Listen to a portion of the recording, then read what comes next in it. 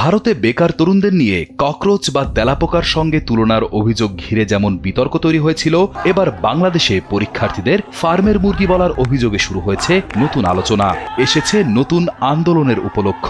সম্প্রতি ভারতের সুপ্রিম কোর্টের একটি শুনানিকে কেন্দ্র করে সামাজিক যোগাযোগ মাধ্যমে বিতর্ক ছড়িয়ে পড়ে। অভিযোগ ওঠে, প্রধান বিচারপতি সূর্যকান্ত বেকার পেশাগত অনিশ্চয়তায় থাকা তরুণদের প্রসঙ্গে ককরোচ বা তেলাপোকার মতো শব্দ ব্যবহার করেছেন। অনেকেই এই মন্তব্যকে তরুণ সমাজের প্রতি অসম্মানজনক বলে সমালোচনা করেন। তবে পরে ব্যাখ্যা করা হয়, মন্তব্যটি সব বেকার তরুণকে উদ্দেশ্য করেছিল না, বরং নির্দিষ্ট কিছু অনিয়ম, ভুয়া যোগ্যতা ও পেশাগত অনৈতিকতার প্রসঙ্গেই এমন শব্দ ব্যবহার করা হয়েছিল।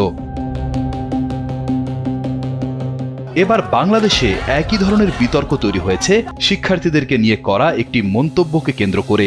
এইচএসসি পরীক্ষার সময় দুর্যোগপূর্ণ আবহাওয়া, বৃষ্টি ও জলাবদ্ধতার মধ্যে পরীক্ষার্থীদের ভোগান্তির অভিযোগ ওঠে।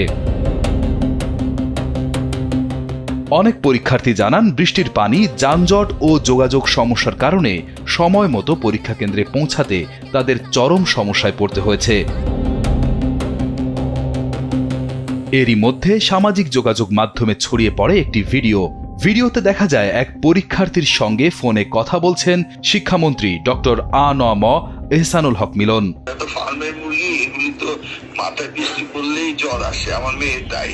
ভিডিওটি ছড়িয়ে পড়ার পর অনেক শিক্ষার্থী ও অভিভাবক এই মন্তব্যকে অবমাননাকর বলে অভিযোগ করেন।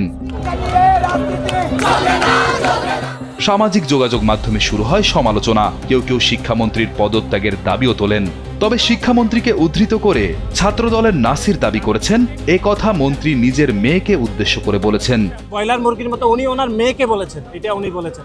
মঙ্গলবার শিক্ষার্থীরা ঢাকা সহ দেশের বিভিন্ন স্থানে বিক্ষোভ করেন। তাদের স্লোগানের মধ্যে ছিল এক দফা এক দাবি, শিক্ষামন্ত্রীর পদত্যাগ। এছাড়া ফার্মের মুরগি মন্তব্যের প্রতিবাদেও বিভিন্ন স্লোগান দেন তারা।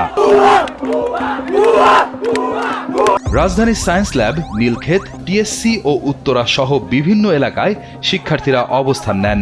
তাদের দাবি, দুর্যোগপূর্ণ পরিস্থিতিতে পরীক্ষা নেওয়ার সিদ্ধান্ত এবং শিক্ষার্থীদেরকে নিয়ে করা মন্তব্য দুটিরই জবাব দিতে হবে। এ বিষয়ে জানতে চাইলে শিক্ষামন্ত্রী আ.ন.ম এহসানুল হক মিলন তাৎক্ষণিক কোনো মন্তব্য করতে রাজি হননি। তিনি জানান, সংসদে প্রশ্নোত্তরের পর তিনি এ বিষয়ে কথা বলবেন। অন্যদিকে আন্তঃশিক্ষা বোর্ড সমন্বয় কমিটির পক্ষ থেকে জানানো হয়েছে, চট্টগ্রাম ছাড়া অন্য সব বোর্ডে পরীক্ষা চলবে। পরীক্ষা ঘিরে শুরু হওয়া এই আন্দোলন এখন টক অব দ্য টাউন। শিক্ষামন্ত্রী কিছুটা বিপাকে পড়লেন, ব্যাখ্যা দিলেন। এতে কি ক্ষোভ থামবে?